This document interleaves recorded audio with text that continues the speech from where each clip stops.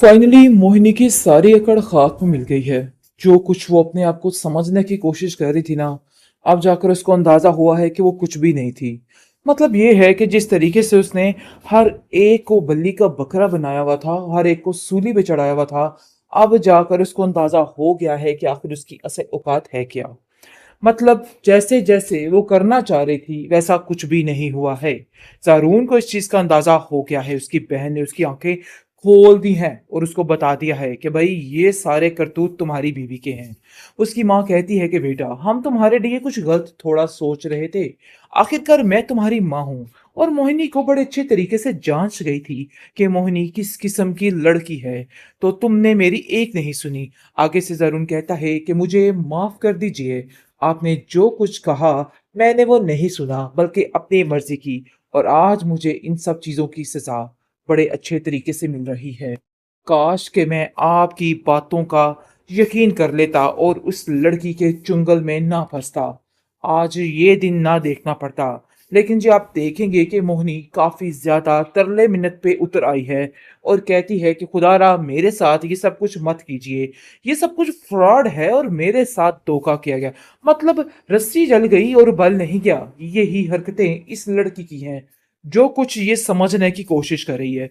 अभी भी कहती है जरून से कि ये सब कुछ धोखा है, सारे मामलात गलत हैं, मैं बिल्कुल ठीक हूँ। मतलब समझिए कि ये लड़की थोड़ी नफसियाती बन चुकी है और उसको ऐसा लगता है कि मेरे साथ कुछ गलत हो ही नहीं सकता, जो कुछ भी होगा मेरे हक में ही होगा। जरून काफी गुस्से में आ जाता है और कहता है कि मेरी नजरों से दूर हो जाओ, क्योंकि अब तुम्हारा यहाँ पे रहना बिल्कुल भी नहीं बनता है। उसने साफ साफ और वाज़ेह जवाब दे दिया है और उसको कहा है कि चाहे जो भी हो अब तुम इस घर में नहीं रहोगी। साशा अपने मकसद में कामयाब हो गई है। मतलब वो भी कौन सा नीयत की साफ है। जरून की बहन वो भी ये सब कुछ जानबूझ के कर रही थी ताकि वो अपनी नंद को इस घर में लेके आ सके और उसके कदम अपने घर में मजबूत हो सके। मतलब दोहरी चिल्लाकियों पे चिल्लाकियां ये औरतें करती आ रही हैं। साशा कहती है कि अब उसकी नंद के सारे रास्ते साफ हो चुके हैं, क्योंकि अब जाकर उसको अंदाजा हुआ है कि अब उसकी भाई की जिंदगी में असल किसको आना चाहिए था और इस घर का असली हकदार कौन है। वो जाती है मोहिनी के पास और मोहिनी को कहती है कि देख लो मैंने तुम्हें तुम्हारी औकात याद दिला ही दी। जिस पर वो कहती है कि अभी तो पार्टी शुरू हुई है, मतलब तुम्हारा मैं ऐसा ऐसा हश्र करूंगी कि तुम याद रखोगी। ये मत समझना कि मोहिनी ने हार मान ली है। मैं हार मानने वालों में से नहीं हूं। तुम्हें बता कर रहूंगी कि तुम्हें अब क्या करना है और तुम्हारे साथ क्या होना है। तुम क्या समझ रही हो कि तुम ये सब कुछ करके अपने घर में चैन सुकून से रह पाओगी? ऐसा नहीं होगा। अब जल्द ही तुम्हें तुम्हारी खुशखबरी मिलेगी कि तुम उस घर से निकल रही हो। बहरहाल मोहिनी उसको काफी ज्यादा गुस्से में चीखो पुकार करके ये सारी बातें कर रही है। मोहिनी को काफी गुस्सा है और वो गुस्से में इस कदर पागल हो गई है कि वो किसी को भी आड़े नहीं आने दे रही। मतलब अपनी बहन को भी देखती है तो उसको इस चीज का दुख हो रहा है कि आखिर कोई सुकून से खुशी से कैसे रह सकता है। अगर उसकी जिंदगी वीरान है तो कोई सुकून नहीं लेगा। ये बात तो बिल्कुल तय है। इस बात की लालच ने उसका दिमाग बुरे तरीके से खराब कर दिया है और वो इतनी पागल हो चुकी है कि समझ नहीं पा रही कि उसको क्या करना है और क्या नहीं करना है। इसलिए जो उसने फैसला कर लिया है कि अब वो कुछ भी हो जाए, अब वो इन लोगों की जिंदगियों को जीर्ण करके रहेगी, क्योंकि उसकी माँ ने भी कहा है कि अब मोहिनी इस घर में नहीं आएगी और ना ही इस घर का रुख करेगी। अब जरूर तुम जो करोगे मेरी मर्जी के मुताबिक ही करोगे। फाइनली मोहिनी की सारी अकड़ खाक में मिल गई है। जो कुछ वो अपने आप को समझने की कोशिश कर रही थी ना, अब जाकर उसको अंदाजा हुआ है कि वो कुछ भी नहीं थी। मतलब ये है कि जिस तरीके से उसने हर एक को बल्ली का बकरा बनाया हुआ था, हर एक को सूली पे चढ़ाया हुआ था, अब जाकर उसको अंदाजा हो गया है कि आखिर उसकी असल औकात है क्या। मतलब जैसे जैसे वो करना चाह रही थी वैसा कुछ भी नहीं हुआ है। ज़ारून को इस चीज का अंदाजा हो गया है। उसकी बहन ने उसकी आंखें खोल दी हैं और उसको बता दिया है कि भाई ये सारे करतूत तुम्हारी बीवी के हैं। उसकी माँ कहती है कि बेटा हम तुम्हारे लिए कुछ गलत थोड़ा सोच रहे थे। आखिरकार मैं तुम्हारी माँ हूँ। और मोहिनी को बड़े अच्छे तरीके से जांच गई थी कि मोहिनी किस किस्म की लड़की है, तो तुमने मेरी एक नहीं सुनी। आगे से जरून कहता है कि मुझे माफ कर दीजिए, आपने जो कुछ कहा मैंने वो नहीं सुना बल्कि अपनी मर्जी की, और आज मुझे इन सब चीजों की सजा बड़े अच्छे तरीके से मिल रही है।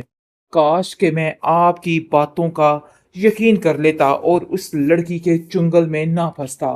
आज ये दिन ना देखना पड़ता। लेकिन जी आप देखेंगे कि मोहिनी काफी ज्यादा तरले मिन्नत पे उतर आई है और कहती है कि खुदारा मेरे साथ ये सब कुछ मत कीजिए। ये सब कुछ फ्रॉड है और मेरे साथ धोखा किया गया। मतलब रस्सी जल गई और बल नहीं गया। यही हरकतें इस लड़की की हैं जो कुछ ये समझने की कोशिश कर रही है। अभी भी कहती है जरूर से कि ये सब कुछ धोखा है, सारे मामलात गलत हैं, मैं बिल्कुल ठीक हूँ। मतलब समझिए कि ये लड़की थोड़ी नफसियाती बन चुकी है और उसको ऐसा लगता है कि मेरे साथ कुछ गलत हो ही नहीं सकता। जो कुछ भी होगा मेरे हक में ही होगा।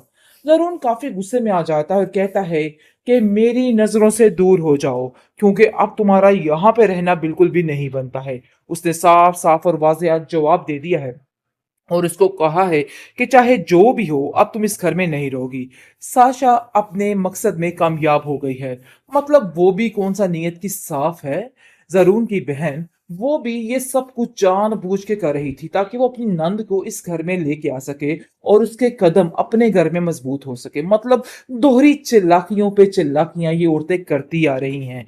साशा कहती है कि अब उसकी नंद के सारे रास्ते साफ हो चुके हैं क्योंकि अब जाकर उसको अंदाजा हुआ है कि अब उसकी भाई की जिंदगी में असल किसको आना चाहिए था और इस घर का असली हकदार कौन है।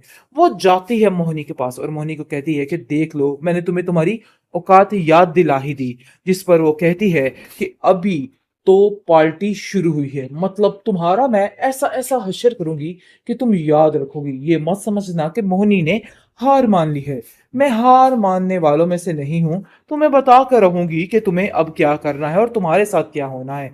तुम क्या समझ रही हो कि तुम ये सब कुछ करके अपने घर में चैन सुकून से रह पाओगी? ऐसा नहीं होगा।